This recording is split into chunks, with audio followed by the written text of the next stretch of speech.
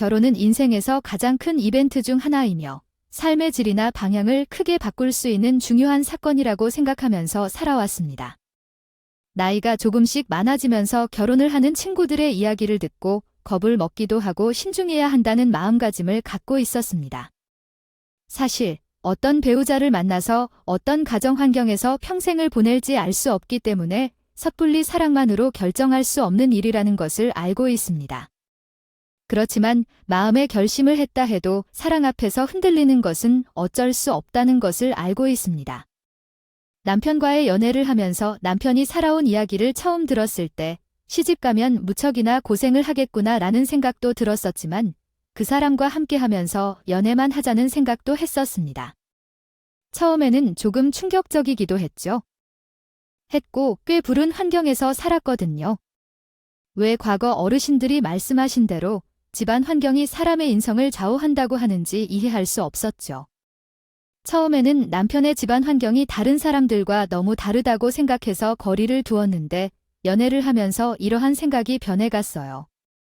결국 남편과 결혼하게 된 결정적인 이유는 처음에는 결혼을 막아야겠다고 생각했지만 끝내는 제가 남편을 선택한 것인데요. 본인이 어려운 과거를 숨기지 않고 발전하겠다고 다짐하고 결심한 사람이었거든요. 우리 부모님의 갑작스러운 이혼 이후에 아버지로부터 받은 상처가 컸고 아버지는 본인의 자식들을 거절하고 버리기까지 했어요. 하나는 데려가려 했는데 어머니께서 둘 다 동반해야 했어요. 난 아직도 우리 부모님이 이혼한 이유를 모르겠어요. 아버지랑 연락하고 지내고 있어요. 어머님께서 고생 많이 하셨겠죠? 어린 두 아이를 키우는 게 어려웠을 텐데. 우리 엄마도 많이 힘들었을 거예요. 사실 나와 연력이 꽤 많이 나는 누나가 정말 많이 힘들었어요. 많은 것을 돌봐주고 가르쳐 주었거나 다르지 않아요. 그때 우리 어머니께서 책임져야 했기 때문에 자주 집을 비우셨어요. 그런 게 아마 그래서 그랬겠죠. 누나는 식사를 챙겨주고 학교 갈 준비를 다 해주고 이런 일을 담당했어요. 우리 어머니는 식당에서 일하면서 돈을 벌어오셨어요. 보셨겠죠. 일을 하면서 생기에 못해야 했죠. 나는 너무 어려서 아무것도 못했거든요. 어머니께서 워낙 많이 고생하셨기 때문에 누나가 보기 힘들었던 건가 봐요. 중학생이 된 이후로는 부엌 같은 아르바이트를 하곤 했어요. 그래서 사는 게 쉽지 않았겠죠. 정말 많이 힘들었을 텐데 가족끼리 그래서 서로 사이가 좋았나 봐요. 의지를 하면서 버텨나갔기 때문에 그럴 수밖에 없었죠. 서로가 서로에게 힘이 되어주지 않으면 하루 먹고 사는 것조차 어려워서 눈물이 줄줄 흘렀었죠. 행복하게 지낼 수 있게 효도하고 싶다는 생각만 하면서 공부하고 버텨나갔어요. 남편은 저에게 시어머니에게 꼭 효도를 해야 한다고 했지만 그걸 저에게 강요하는 마음은 전혀 없다고 했어요. 사실 누가 그렇게 못하겠다고 생각할 수도 있겠지만 꽤 오랜 시간에 만나서 지금까지 보아왔던 남편이라면 정말 그분이 직접 효도를 해주셨으면 하는 소망이 들 정도였어요. 어떻게 보면 저에게 시킬 것 같진 않았어요. 남편의 이야기를 들어보니 남편의 누나, 즉 신우가 20살이 되었을 때 시어머니 대리로 집안의 중심 역할을 하게 된 것과 같은 삶을 살았다고 해요. 우리 누나가 20살이 된 때 나는 고작 초등학생이었던 것 같아요. 하지만 그래도 혼자 뭘 할 만큼 세계를 놓아두기에 불안한 아이였어요. 누나가 곧바로 공장에 취직하고 회사에 다니면서 나를 후원해 주셨어요. 너가 잘 되어야 집안이 번창한다며 걱정하지 말고 공부만 하라고 말씀하셨어요. 누나 덕분에 나는 공부에 집중할 수 있었고 좋은 성적으로 대학에 진학할 수 있었어요. 당신도 그만큼 노력을 했으니까 이렇게 자리에 있을 수 있었어요. 번호수와 잘 정돈해 놓은 좋은 직장에 다닌 것은 가능했겠죠? 그래도 제일 큰 희생을 한 것은 우리 누나라고 생각해요. 우리 어머니께서는 가끔씩 사고도 치셨거든요. 수입은 우리 누나가 모두 책임을 져야 했어요. 많은 돈을 벌지는 못했겠지만 매일 밤늦게까지 일한 돈으로 나를 키운 거예요. 누나는 매일 나보다 일찍 일어나서 출근하고 나중에 퇴근했어요. 그리고 신우에 대한 애정이 특별한지 어릴 때 신우가 얼마나 많은 희생을 했는지 이야기할 때마다 설명해주곤 했어요. 사실 그 시절에는 여자가 일할 수 있는 곳이 별로 없었기에 시모도 신우도 힘들게 일하고 돈을 벌었지만 그때보다는 요즘에 나이 든 것 같아요. 많은 여자가 대학을 졸업하지 않아도 일할 수 있는 곳이 많지는 않았습니다. 그러나 그 시기에는 현재와 비교했을 때 환경이 더욱 열악했습니다. 그럼에도 불구하고 그녀는 스스로가 성공할 수 있다고 믿고 집안의 단단한 기둥이 될 수 있다는 생각을 중학교에 진학하면서부터 갖게 되었다고 합니다. 그녀는 매일 밤 코피를 쏟으면서 공부했고 결과적으로 서울에서 알려진 대학을 졸업하고 대기업에 입사하게 되었습니다. 취업했을 때 그녀가 남편을 꼭 안아주며 울었지만 이제 고생 끝났다. 원하는 대로 살라고 누나에게 꼬집혔던 것 같습니다. 남편과 함께하면서 지금까지도 자신의 꿈을 이루며 살아가고 있다고 그녀는 전했습니다. 그러나 말이 닿는 즉시 울음을 터뜨리는 것 같다. 결국 가족 간의 강한 유대감과 결속력이 있었고 어려움에 부딪혀도 자신의 길을 완화하지 않고 살아온다면 사람 자체가 온전할 수 있다는 것을 알 수 있습니다. 사람이라는 사실을 알게 되어 결혼을 결심했어요. 남편은 항상 버릇처럼 시어머니와 신우의 희생에 감사하고 있었고 처음에는 좀 거리가 있었지만 이야기를 들을수록 남편과 같은 생각을 하게 되었어요. 신희에 대한 애착이 꽤 있는 것 같은 남편은 처음에 이상해 보였지만 내게는 속사정을 알게 되어서 이해가 가더라고요. 우리 누나가 늘 고생해서 저를 키운 것과 다름없다고 했거든요. 시어머니는 일을 하며 자식들을 키워 고생하셨지만 살짝 철없는 사람 같아요. 그래서 시아버지, 남편의 아버지와 이혼한 뒤에 다른 남자에게 속아 생활비를 내어준 적도 있어요. 그런 일이 있었습니다. 다딘기에 빠져서 돈을 탕진한 적도 있다고 했어요. 그럴 때마다 뒷수습은 늘 신우이가 했고 남편은 시어머니보다 신우에게 더 의지하게 되었던 것이죠. 솔직히 제가 그랬을 것 같아요. 시어머니도 돌이켜보면 자신의 실수로 인해 날리지 않아도 될 돈을 전부 다 소비해버려 신에게는 꼼짝도 못하는 사람으로 남게 되었어요. 집안의 기둥은 아들인 남편이지만 이야기하면서도 실질적인 기둥은 신인 셈이었죠.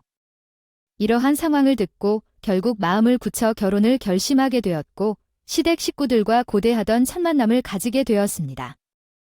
다른 것보다 신우가 어떤 사람인지 너무나도 궁금했고 설레는 마음도 들었지만 더불어 극한의 긴장감도 맴돌았죠. 그렇게 결혼을 했지만 1년이 지났는데 웬 신인지요?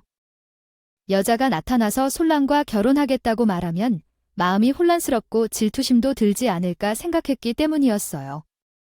신우를 만나봤는데 제가 마음에 안 든다면서 결혼을 반대하는 것은 아닐까 싶었어요. 정말 전날 밤에는 잠을 이루지 못할 정도로 생각이 많아졌어요. 그렇게 기대하던 첫 만남의 날이 되어 신우를 처음 만나는데 솔직히 말하면 제게 이상한 의문점이 들었습니다.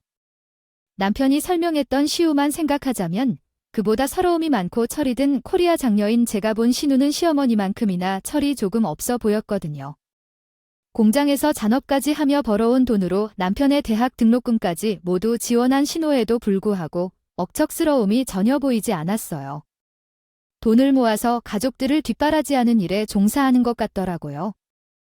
신우는 옷과 액세서리, 그리고 들고 다니는 가방이 사치스러운 것 같다는 생각이 들었습니다. 신우는 이런 것들을 가지고 있는데도 한 푼, 두 푼 모아서 집안을 살린 사람이라고는 할 수 없었어요. 20살이 되자마자 공장에서 몇 번의 이직을 거쳐 현재는 일반 사무직 직원이지만 그럼에도 불구하고 가방끈이 짧은 것 같아요. 신우는 좋은 회사에서 일하고 있지 않았고 아주 작은 회사에서 격리 일을 하고 있고 앞으로 월급을 받는다고 하더라도 명품 가방을 산다는 것은 조금 억척스러울 것 같습니다. 이런 이유 때문에 신우가 한 푼, 두 푼 모아서 가게에 보탬이 되었다는 이야기는 어색할 수 있습니다. 저는 우리 동생을 대학까지 졸업시키느라 등골이 곧게 되는 줄 알았는데 그런데 신우는 돈을 모으느라 현재까지 지내둔다고 하더군요. 하나 없이 이렇게 불만을 토로하면서 사는데 우리 동생이 결혼한다고 하니까 축하를 해주어야 하는데 어쩔 줄 모를 상황이다. 나는 정장을 입을 돈도 없는데 큰일이야. 남편이 대학을 졸업한 지는 이미 7년이 흘렀는데 등록금을 대준 건 8년 전이 마지막이겠지?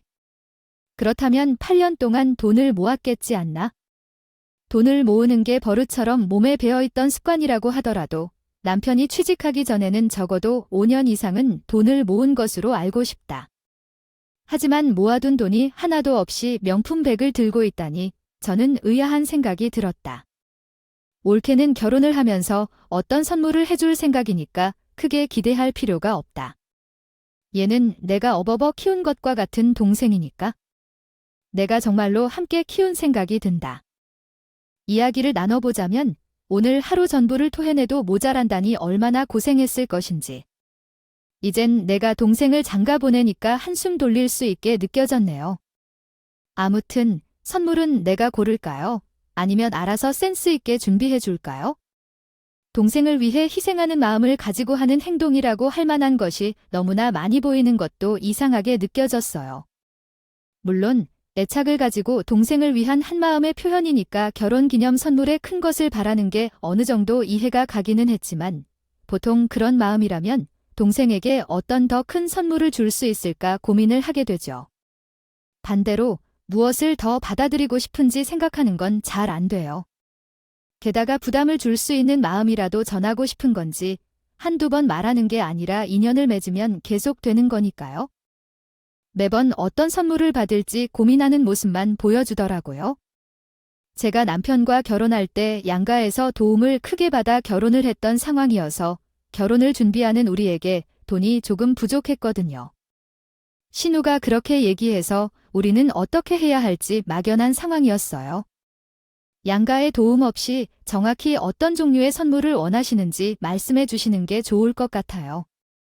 아, 왜 이렇게 정색까지 말해야 하나 싶을 정도로 말하면 적당하고 센스 있게 준비해 주면 좋을 것 같은데요. 그러면 다음은 해당 말은 준비를 우리가 하면 된다는 뜻인가요?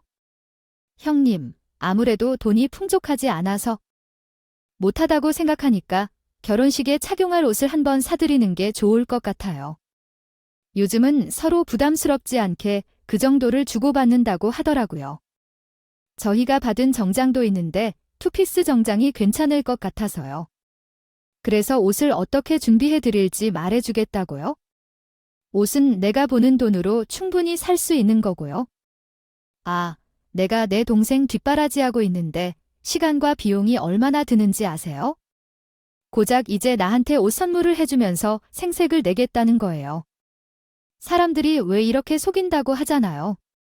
아, 형님, 아무거나 센스 있게 준비해도 괜찮다고 하셔서 말씀드린 건데요. 그러면 원하시는 게 따로 있으세요?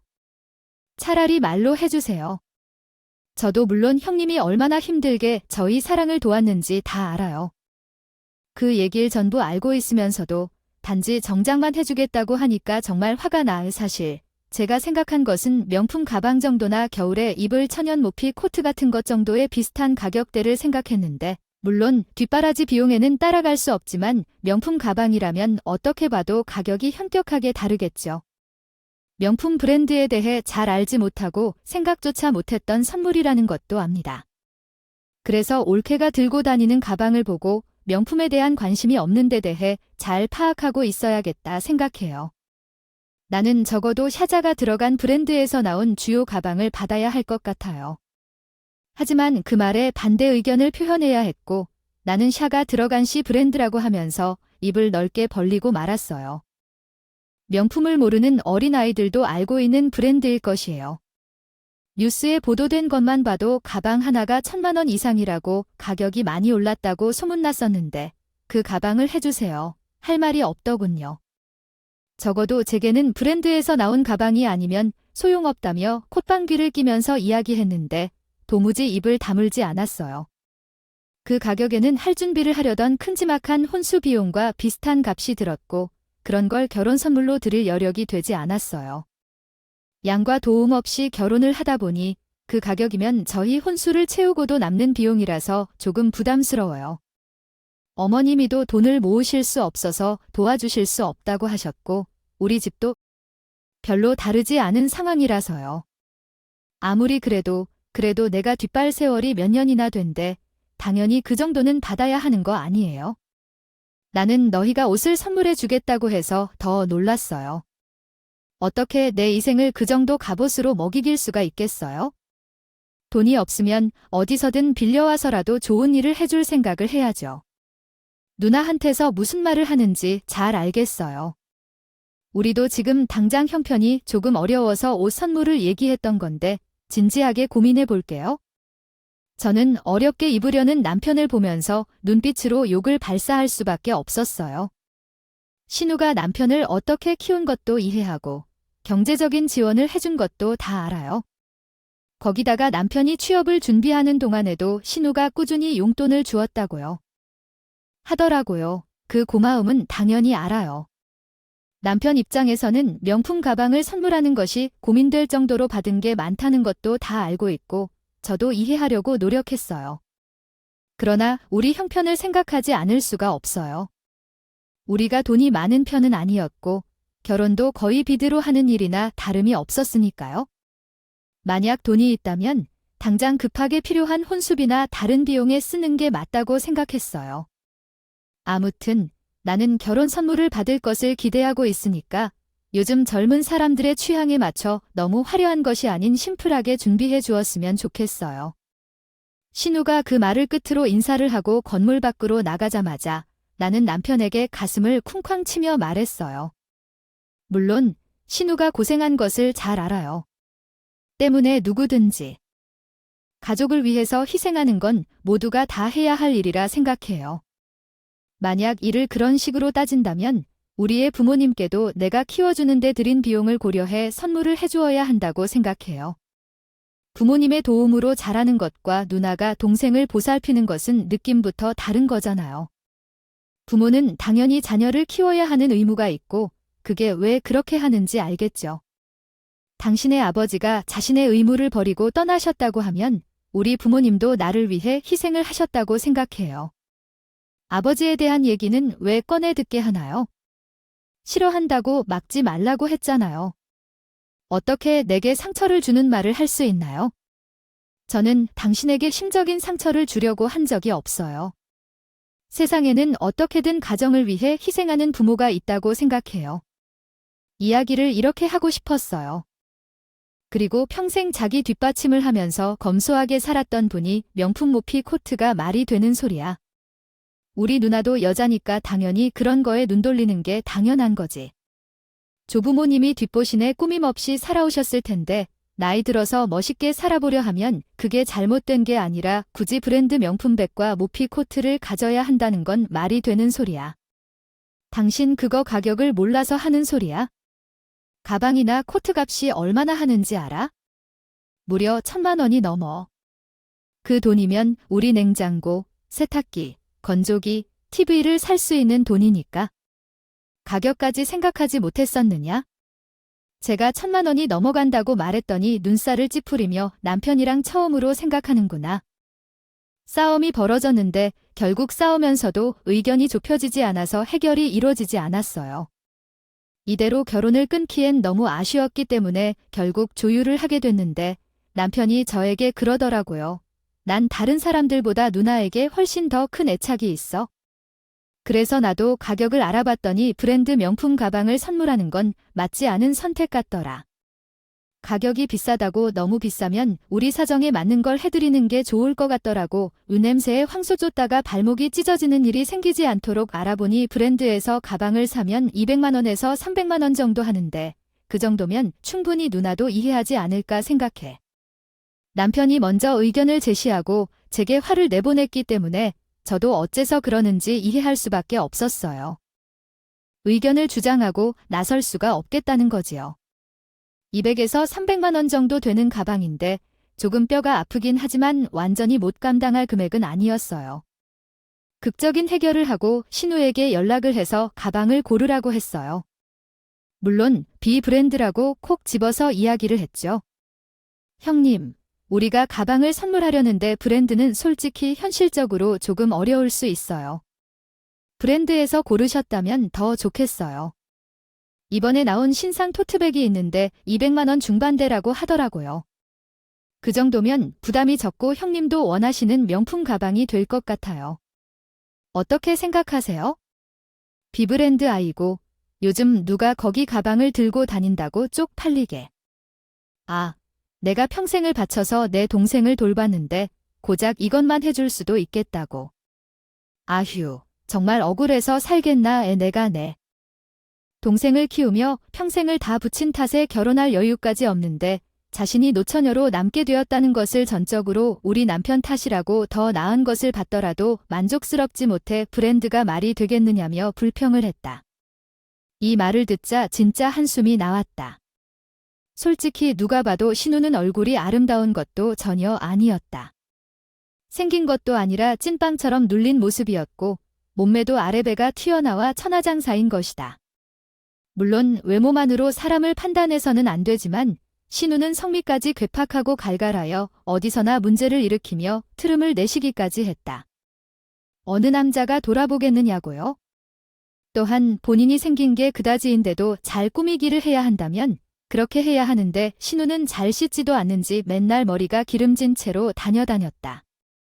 가끔 어깨에 비듬 가득 떨어져 있기도 했고 본인을 꾸밀 생각조차 하지 않는 명품백을 소형이라며 남자가 좋아하지 않을 텐데 남편을 얼마나 키워왔던 식구들에게 시집 못 간 것은 자신의 문제인데 왜 남편 탓을 하는지 이해할 수 없었습니다.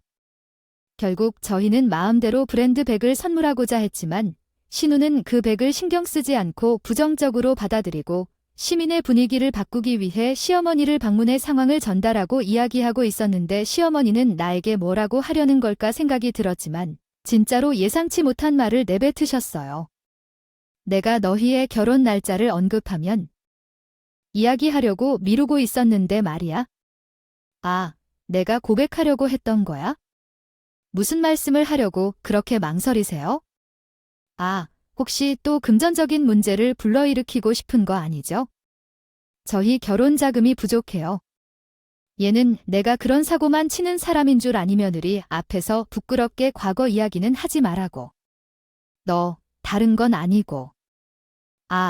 이제 우리 아들도 창가가고 나서 이 집에서 살 이유가 없지 않겠니?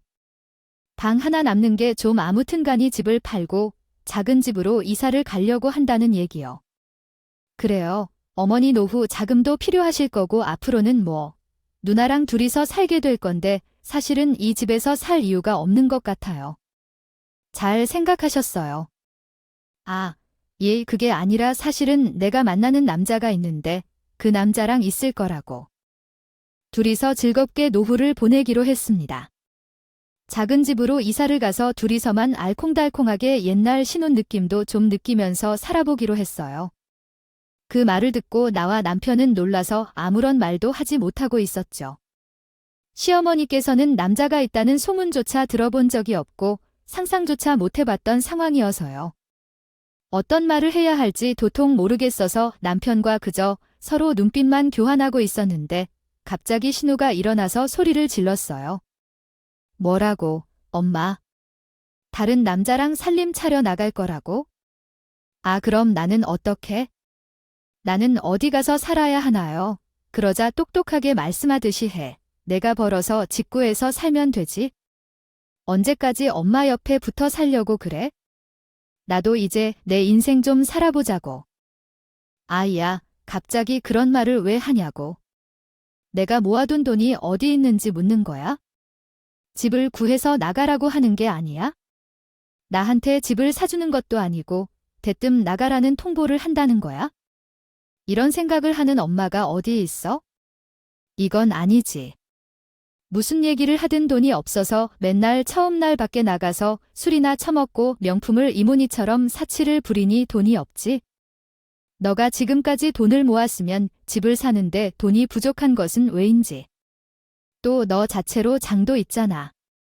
대출을 받든지 해서 나가면 되지 않아? 진짜 현실적인 도움은 못 해주겠다.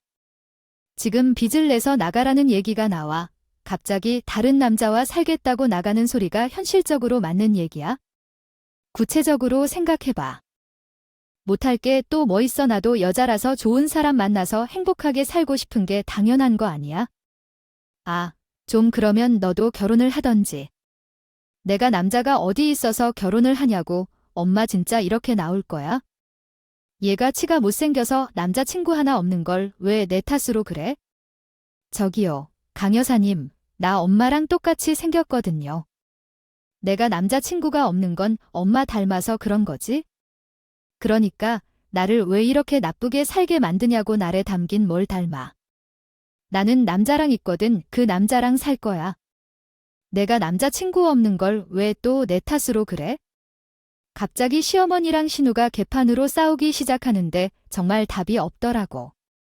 서로 인신공격까지 하면서 싸울 일은 아닌데요.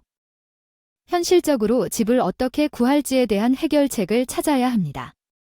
서로에게 상처를 줄 말을 하더라도 문제가 해결되지 않습니다. 엄마가 자식들에게 이끌어준 것들이 무엇이 있는지 생각해 보세요. 엄마는 항상 어디서 일하고 돈을 벌어오고 가정을 지탱해왔지요. 그렇지 않았다면 저희 동생은 대학을 졸업하지 못했을 것이고 서울역에서 껌을 팔고 있지 않았을 겁니다. 아무튼 엄마가 남자에게 홀린 것 같다고 집을 팔겠다고 하는 걸 믿을 수 없어요. 내가 그런 말을 한 적이 있었냐고 이야기를 희화화해서 그리고 남자의 이상한 행동에 대해 음흉하게 말하는 것은 적절하지 않습니다. 아직까지도 연애는 나이와 관계없이 가능하다는 걸 시사하려는 것일지도 모르겠습니다. 저는 나이는 먹었지만 여전히 사랑하는 법을 아는 사람입니다. 만약 그 남자가 사기꾼이 아니라면요. 다행히도 내가 엄마한테 빚진 돈도 없지? 뭐, 내가 붙어 있으니까 집이 있었구나. 그래서 집을 팔려고 한다는 거지? 뻔하게 다 보이는데 또 홀랑 속아서 돈 쓰겠다고 실제로 몸이 늙어서 주책 중이다. 주책. 그 나이에 모두 이혼하고 재혼하게 되는데 넌 능력이 없어서 독립 하나 못하는 걸로 왜 내게 다 거짓말을 해서 난리야? 방에 있는 잡동사니만 팔면서도 원룸 하나 얻겠다고 하는구나. 그걸 내가 어떻게 받아들여? 홀랑 팔라는 거네. 엄마는 자식보다 남자를 먼저 선택해. 모은 돈도 하나 없는데 집마저 사라지게 생겼네. 진짜. 그것도 멍청하게 남자한테 속아서 집을 팔려 한다는데? 아이고, 내 운명이라니. 좀 진정 좀 해. 그래서 어쩌면 좋겠어. 예컨대 그분과 따로 살겠다는 얘기야. 아, 너무 갑작스럽다. 무슨 일이지? 할지 모르겠네요. 나도 갑자기 집에 가지러 거품을 물고 달려줄 줄 몰라서 중요한 이야기는 하나도 못했어요. 어쨌든 엄마가 정말 사랑하는 사람이라고 하네요. 세상에 이렇게 나를 위해 헌신할 수 있는 남자가 있는지 싶을 정도로요.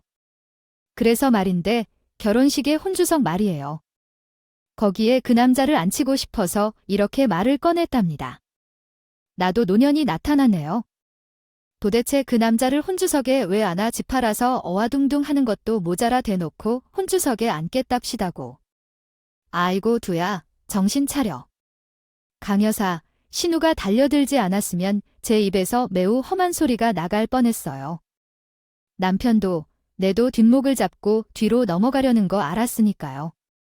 시어머니랑 신우가 서로에게 계속해서 맹비난을 하며 싸우는 바람에 우리는 머리가 터져나갈 듯한 기분이 들었고 일단은 그 두 사람을 중지했지만 번에 겹쳐서 서로 생각을 정리할 시간을 갖자고 말한 후 집으로 돌아왔어요. 어떻게 해야 할지 고민을 하고 있던 참에 2주일쯤 지난 뒤 갑자기 시어머니로부터 연락을 받았습니다. 우리가 집을 사고 싶어하는 사람이 나타났는데 아주 좋은 가격에 집을 팔게 되었다는 이야기를 들었습니다. 아직 이사할 집을 구하지 못했는데 잠시 그 남자의 집에 머물기로 했죠. 졸지에 신우랑 남편은 집을 잃게 되었고 여전히 신혼집을 찾지 못한 탓에 남편은 저 혼자 살고 있는 원룸에 들어오게 되었습니다. 남편은 함께 살면 된다고 하지만 신우는 정말로 가야 할 곳이 없게 된 것입니다. 시어머니가 너무 빠른 결정을 내리셔서 우리도 놀랐지만 가장 놀라운 것은 신우입니다. 시어머니와 신우 사이의 관계가 완전히 무너지고 시어머니는 만난 지 얼마 안 된 남자와 함께 살림을 차리고 지금은 어디에 계시는지 알 수가 없어요. 당장 집을 구해야 할 것 같은데 정말 힘들어요. 진짜로 미친 어머니 탓으로 머리가 아프며 돌아가겠어요.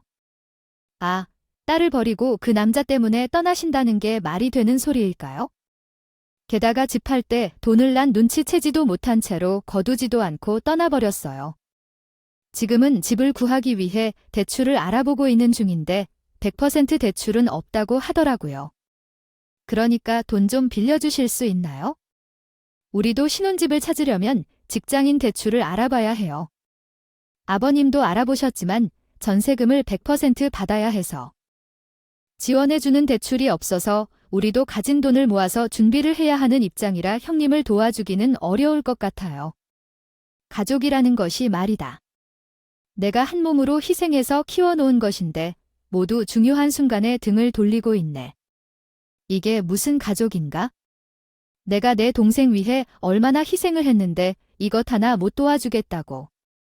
내가 진짜로 억울해서 이렇게는 못 죽어도 되는데 신우가 아주 긴장을 하면서 이야기를 하는데 그 정도가 되니까 결혼 뒤집어 엎어야 할까 깊은 고민이 들었다고요.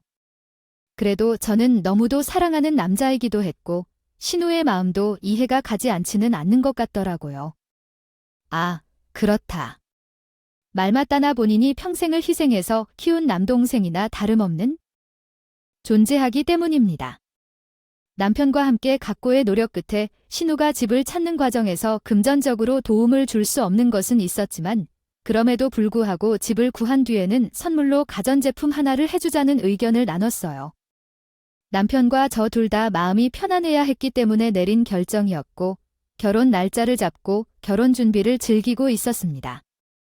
그런데 모르는 번호로 온 전화 한 통을 받았습니다.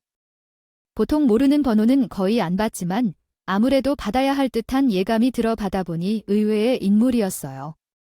전화를 건 사람은 남편의 아버지, 즉 시아버지였습니다. 아들이 결혼한다는 소식을 친척들을 통해 듣고 모바일 청첩장에 있는 번호로 연락을 드리고자 했던 것 같았어요. 전화를 걸까 말까 고민하다가 결국 내 아들이 결혼한다는 소식을 듣고 궁금증을 참을 수 없어 신중을 떨쳐내리고 전화를 걸었습니다.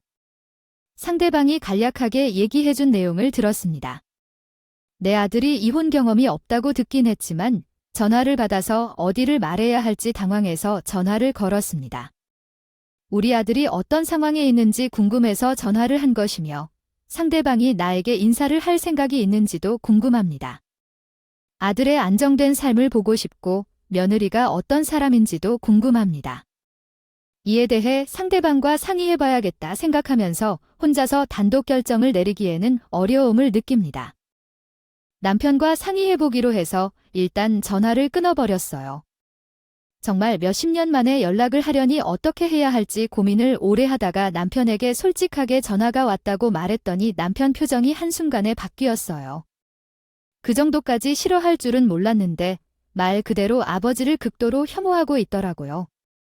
그런데 우리를 떠난 뒤로 한 번도 연락을 하지 않았던 사람인데 연락을 해도 몰랐고 찾아오지도 않았고 자식들이 어려운 시기에 힘들어할 때 도움을 주지 않았는데 이제 와서 어떻게 자식이 컸는지 궁금하다니. 정말로 거들었다고. 이제서야 나를 찾아올 이유가 뭐야? 진짜 입이 너무 달달하게 열었다.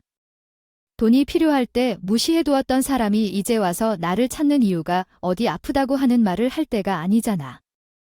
제발 정신 차려. 나는 모르지만 매우 정중하고 그리움이 담긴 목소리 같았어요.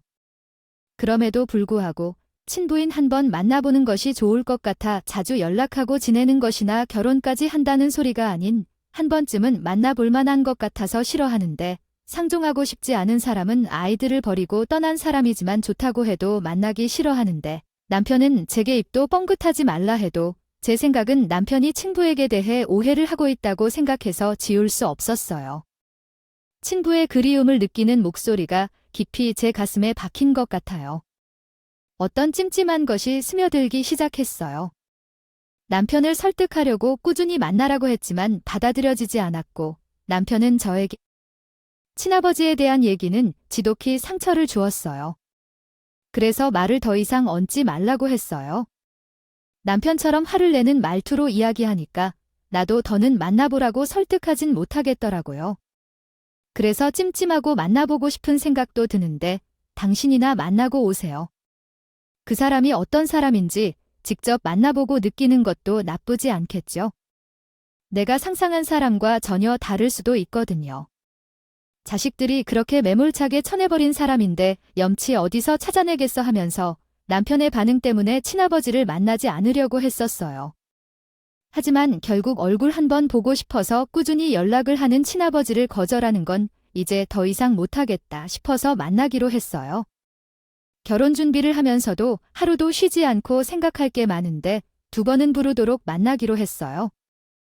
결혼을 못하겠어요. 그래서 시간이 흘러 결혼식 날이 다가왔는데 시어머니의 동생이 혼주석에 앉기를 거부하면서 문제가 생겼어요. 신랑 쪽에서는 또 한 가지 사태가 벌어지기 시작했는데요. 정말 어찌 해야 할지 모르겠어요.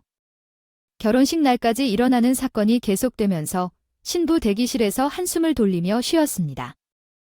법적으로 재혼한 것도 아니고 돈에 민감한 사람에게 왜 혼주석에 앉을지 이해가 안 가요. 같이 살고 있는 상대인데 왜 혼주석에 앉지 않겠다는 건지요. 새아버지의 말도 듣고 같이 밥 먹고 자면서 혼주석에 앉는 게 정상적이지 않나요? 어머니가 계속 이런 식으로 하신다면 혼주석에 앉지 않겠다고 해야겠어요. 오히려 저는 누나 쪽으로 혼주석에 앉아 달라고 부탁할 것 같아요. 참, 왜 이런 상황이 발생했는지 모르겠어요. 지금 누구를 혼접속사에 앉혀 이것은 결혼식을 콩가루로 만들려고 작정을 했나? 그 작정은 어머니가 한 것이 아니어요. 혼접속사에 동거를 하지 않을 거면 누나를 앉히겠다고 하셔서 결국에는 남편을 이기지 못한 시어머니 혼자 혼접속사에 덜렁 앉게 되었는데 아주 입을 삐죽 내밀고 결혼식 내내 심통을 부르시더라고요. 축하만 받아도 모자랄 판인데 시어머니가 입을 쭉 내밀고 있어서 분위기가 삽시간에 이상해졌어요. 결혼식이 끝나고 저희 부부는 신혼여행을 다녀오게 되었는데 신혼집 계약 문제 때문에 결혼식이 끝나도 2주 뒤에 입주하게 되었어요. 신혼여행을 다녀온 후에도 일주일 정도 텀이 발생해서 남편은 잠시 회사 근처에서 머물렀고 저는 친정에서 머물렀어요. 처분하고 신혼집을 얻게 되어서 보양 갔다 오면서 어쩔 수 없이 생이별을 하게 되었어요. 이사갈 날이 다가오고 입주 청소를 하고 미리 주문해 둔 혼수를 신혼집에 전부 채워 넣었어요. 짐이 들어온 뒤에 하루라도 빨리 입주를 하려고 했는데 신우가 갑자기 저희 부부에게 제동을 걸었어요. 입주 청소를 하고 짐이 들어왔으니까 분명히 바닥이 더러워졌을 거예요. 우리 동생이 드디어 신혼집에 들어가서 따로 살게 됐잖니. 이제 한 가정의 가장이기도 하고 아이를 내가 업어 키운 동생인데 이제서야 보내는 기분이 들어서 참 이상하다. 내 동생이 장가가는 기분도 느껴보고 싶으니까 그 첫 출발을 돕고 싶어 해. 내가 집 청소를 해주면 안 되겠냐고 했어. 집 청소를 왜 형님이 하세요? 저희가 대충 바닥만 닦으면 될 것이에요. 같은데 아이 어차피 집을 옮기는 분들이 전부 신발에 비닐을 싸고 오셔서 별로 더럽지 않았대요. 입주 청소도 다 했다고 하니까 최대한 조심하셨다고 하시더라고요. 저희 부부가 가서 바닥만 닦으면 돼요? 아니면 내가 해주고 싶다니까 저차피 할 일도 별로 없으면 나 혼자 해도 상관없잖아 했어요. 오케네 출근 중에 있는 동안 내가 가서 쓸고 닦고 할게요. 내 동생 새 출발이니까 정리해주고 싶어서 그렇대요. 알았지라며 형님에게 불편해하지 않게 맡겨주세요. 그러면 저희가 그냥 사람 서서 다시 청소할게요. 참참, 내가 해주고 싶다는데 오케가 왜 자꾸 막아? 그런데 돈 쓰지 말고 한 푼 두 푼 아껴서 나중에 애 나와서 키울 생각이나 해. 내가 해줄 테니까 알았지.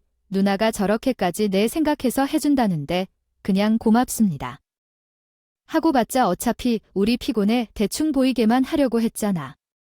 남편까지 수해서 이야기를 하니까 찝찝한 구석이 있는 건 있었지만 결국 두 손 두 발 다 들었어요. 신우가 청소를 해주겠다고 했고 그 다음날 우리는 신혼집으로 간단하게 짐을 들고 이사를 했어요. 정말 기겁을 했습니다. 명이요. 집안에 가득 메우고 있어야 할 혼수가 하나도 없는 것이 마치 이사를 나간 집처럼 집이 텅텅 비어 있는 것 같아요. 저는 너무 놀라서 황급히 신우에게 전화를 걸었어요. 형님, 이게 어떻게 된 일이에요? 우리 집 혼수 다 어디 갔어요? 청소할 때에도 아무것도 없었는데. 아, 그게 말이야. 아우, 나 집 구했잖아. 놈이긴 한데 풀옵션이 아니라서 너무 텅텅 비어 있더라고. 우리 집에 가전 하나 없어서 내가 몇 개를 가지고 왔어. 당장 세탁기나 냉장고 같은 거 필요해서 말이야. 그래도 TV는 양심상 두고 왔어. 내가 잘 쓸게. 내 동생이 결혼하게 되면서 가질 수밖에 없지? 그동안 키운 가치가 있는데 정신 차려. 내 동생이랑 이혼해야지. 동생도 지난 시간 동안 키운 가치가 있어야지. 이해해줄 줄 알았는데 고마워. 지금 무슨 소리를 하고 있어요? 당장 우리 집으로 혼수 전체를 가지고 오세요. 아무리 그런 상황이 없어도 그렇지 않다고 해도 이런 짓은 왜 하는 거야? 아니, 나보고 이 모든 것을 가지고 너희 집으로 가라고 말하는 게 왜냐면? 형님, 지금 어디 있어요? 제가 찾아갈 테니까 꼭 기다려주세요.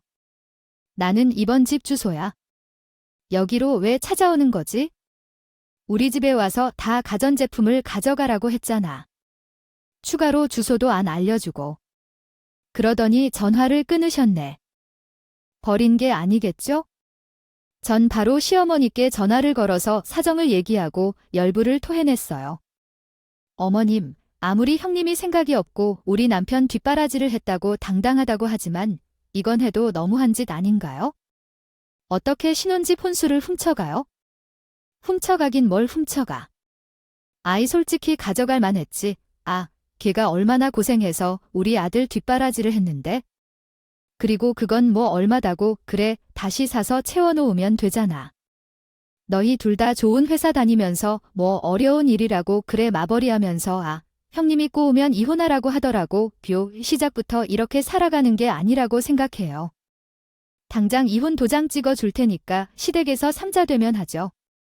그럼 형님도 당장 불러주세요. 저도 지금요. 출발하려 했는데 도도히 다 그늘 받아서 주체가 안 되어 흥분을 가라앉히려는 남편의 멱살을 잡고 그래도 시댁으로 가는데 남편도 우물쭈물하더라고요.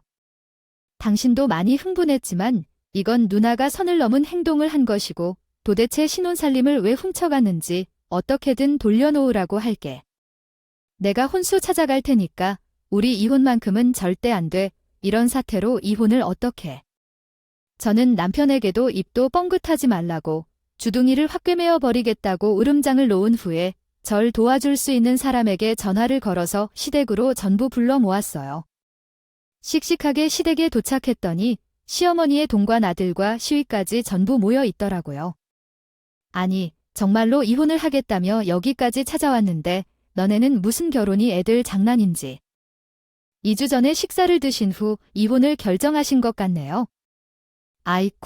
아이쿠, 머리야. 그 이유는 조금 오바를 하신 것 같아요. 여러분도 이미 상대방에게 질렸으며 당장은 자녀도 없죠. 아무런 것도 없는 불쌍한 누나에 대한 적절한 관심조차도 주지 못하고 몇 달 동안 모은 결혼 적자 상황에서 나오는 것이죠.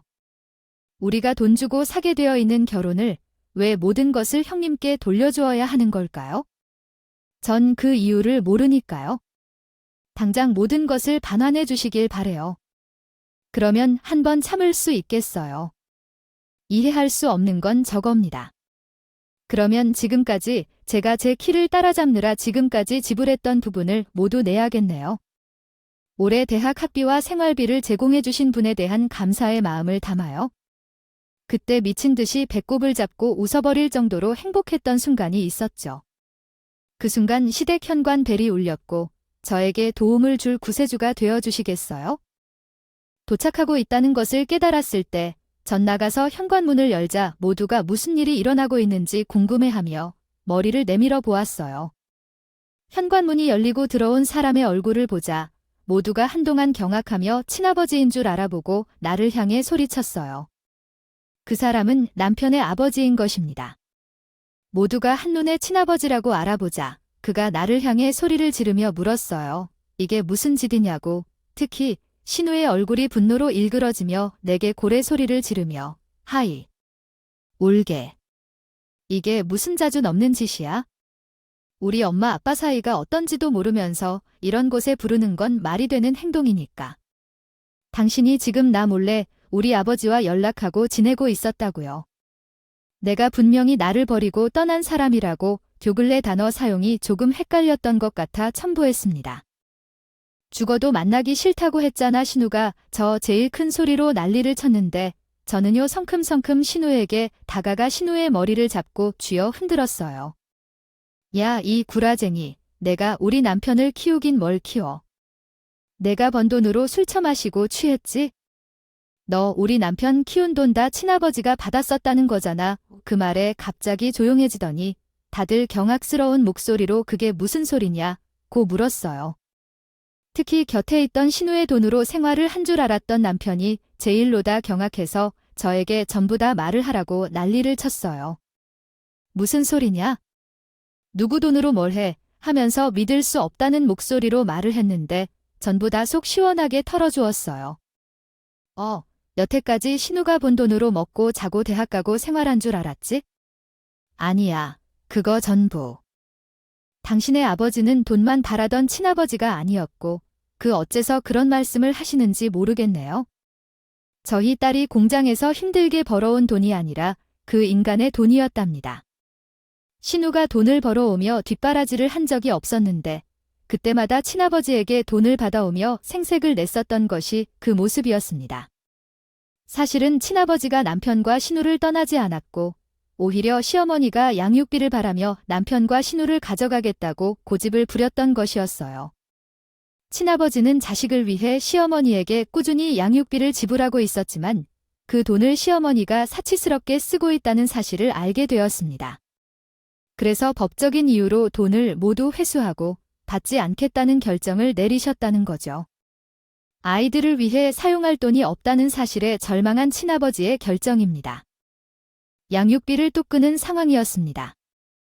그런데 신우가 아버지를 찾아가서 자신에게 돈을 주고 자기들이 성장하는 데 필요한 돈을 달라고 하였습니다.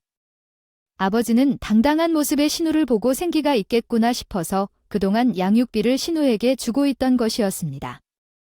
남편에게 들어가는 학원비, 대학 등록금, 생활비 등을 모두 신우에게 주었고 신우는 돈을 받아서 뒷바라지를 하는 척하면서 남편이 취직한 이후 받을 값을 언급하며 천천히 받아가고 있었습니다. 더구나 신혼집의 혼수까지 전부 가져가려고 하였습니다. 그리고 아버지로부터 연락이 왔을 때 저는 만났고 남편이 나오지 않아 서운해 하셨다고 합니다. 그럴 만하지 않았냐고 말했습니다. 그동안 연락 한 통도 하지 않았고 금전적인 지원도 한 번도 해주지 않았다면 남편이 서운해할 이유는 충분하다고 설명했더니 침가 펄쩍 뛰면서 매달 돈을 보내주었다고 했습니다. 대학 등록금까지 전부 보내주었는데 무슨 소리냐고 변명을 해서 알게 된 것이었습니다. 알고 보니 이렇게 신우가 가운데에서 남편에게 친아버지가 자식들을 버리고 간 것이다. 보고 싶어 하지 않는다면서 문전박대 당했다고 하고 있었던 것이었습니다. 그리고 친아버지에게 남편이 죽어도 당신을 보고 싶어 하지 않는다고 말해 돈만 보내주고 있었다고 했습니다. 남편이 중학교와 고등학교를 졸업하고 군대에 다녀오고 대학을 졸업하고 취직할 때까지 친아버지로서 가까이 있을 수 없으니 돈을 지원했던 겁니다. 신우는 그 돈을 훔쳐서 자신이 사치를 즐기기도 하고 남편에게 나중에 은혜를 갚으라고 주입시키며 생색을 내고 있었어요. 이 모든 것이 사실인데요. 그동안 아버지께서 제게 지원해 주신 돈 중 일부를 빼돌려서 자유롭게 써오고 있던 걸 누나가 마음대로 사용하고 있었다는 것이에요. 등록금을 내고 생활비를 제공했는데 그건 맞잖아요. 그게 아니었다면 아버지로부터 받았을 것 같아요. 제독에 받은 것이나 다름없지요. 돈도 제대로 받았다며 300만 원 등록금을 500만 원이라고 거짓말을 했다며. 하지만 그런 것이 발각될 거라 생각하면서 가운데서 이간질한 게 미안한데 저도 먹고 살아야 하는 거 아니겠어요? 몇십 년 동안 어떻게 이렇게 속여 먹을 수가 있었을까요? 그것도 모르겠어요. 자, 나한테 야금야금 뜯어간 돈은 얼마나 빌린 거야? 다 갚았어. 2번 다시는 누나 얼굴 안 볼 거면 내게 빌린 돈 당장 갚아야 해. 이렇게 갑자기 돈을 요구하면 어디서 돈을 얻어서 주라고 하나? 어떤 돈을 빌려준 거야? 아니, 누나가 몇 년 전에 모아둔 적금이 있었어. 큰 돈은 아니지만 몇 년이 지나니 괜찮은데. 누나가 고생하면서 받을 선물을 하나 해주고 싶어. 그 돈은 누나에게 주려고 생각했는데 어머니 때문에 누나가 돈을 쓸 곳이 없어졌잖아. 그래서 집을 사겠다는 계획을 위해 돈을 미리 주었어. 그 돈이 2천만 원이야. 그런데 넌 이렇게 말을 꺼내면서 괘씸해서 당장 받아내야겠어. 나 주려고 모은 돈인데 아줬다가 빼는 게 어디 있어. 이거 사 그리고 그 돈 빼려면 당장 집부터 빼야 하는데 그러면 나는 어디 가서 지내라는 말이야. 그거야 참지 2천만 원이면 우리가 사고 싶었던 가전을 더 드릴 수도 있고 가구도 더 좋은 거 살 수 있어. 당장 안 돌려주면 내가 내용 증명이라도 보낼 테니까 그런 줄 알아. 개판이 된 싸움에 그 자리에 있던 모든 사람들은 전부 황당해했지요. 남편은 신우와 인연을 끊겠다고 전언을 했고 그 자리에서 박차고 나온 뒤 친아버지와 다시 한번 자리를 마련해서 오해를 풀게 되었어요. 한참을 울면서 둘이 끌어안고 사과를 하고 화해를 하는 모습을 보니까 저도 눈물이 찔끔 흐른다. 남편은 신우에게 증명을 보냈다. 결국 신우는 돈을 남편에게 돌려줄 수밖에 없었다. 집이 사라지면서 오가는 곳이 없어져 신우는 결국 시어머니와 함께 돈 건 아이가 있는 집에 살게 되었는데 불경하게 많이 먹고 있다고 전했다. 남편은 가끔 살기가 싫다고 말하며 연락해오지만 모두를 무시한다. 남편은 신우와의 연락을 차단한 뒤 사이가 좋지 않았던 시어머니와의 인연도 끊었고 지금은 친아버지와만 연락하며 지내고 있다. 나도 마찬가지로 신우나 신우에게는 연락하지 않고 남편의 친아버지와만 연락을 하며 살아가고 있다. 가끔 신우가 연락을 하면 알아채지 않겠다고 말한다. 도와주실 수는 있지만 그때마다 제 할 바 아니네요 하면서 끊어버립니다. 자기게 자기가 수가 넘어가게 된 거죠. 이런 상황을 보고 자업자득이라고 말할 수 있을까요? 하루빨리 그 집 여자들이 정신을 차리길 바랍니다. 칼같이 잘라주는 남편에게 박수를 치며 오늘도 남편과 맥주를 한잔하고 잠들어야겠어요. 정말 긴 이야기 끝까지 들어주신 모든 여러분들께 감사드립니다.